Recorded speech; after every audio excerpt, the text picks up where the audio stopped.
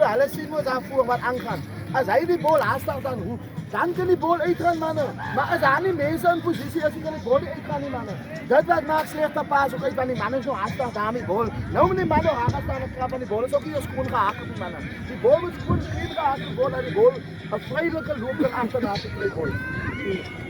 En baie die ons wat hier staan en raas vir die bal en raas vir die bal die manne. Hardloop die manne op weg manne. Moet nie deur nog raak staan by die gat. En dan kon lê die al gaan die stukke hardloop aan manne. Maar daar een hardloop die man weg. Dit wat hy moet doen. Asseblief boys. En wat moet ek sê? Ons raak nie die system. Skole, die pote bly die 3 pote. Skool hou. Sekkie, nice. Luister, dat jy hard pas staan. Jy wag by 3 pote. Hy raak soos ek hier, ons werk net by 3 pote ouens en hou die system dieselfde. Ons wonder nie nou meer skins. Hy's uit. Ons maar hulle attack, né?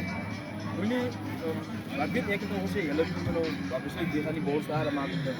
Maar ons skous nog gesê dat hulle die hele tyd so ons geblok. Hoe jy dan sê, ons het ja kompetisie. Ons sê pille, ek is die pille.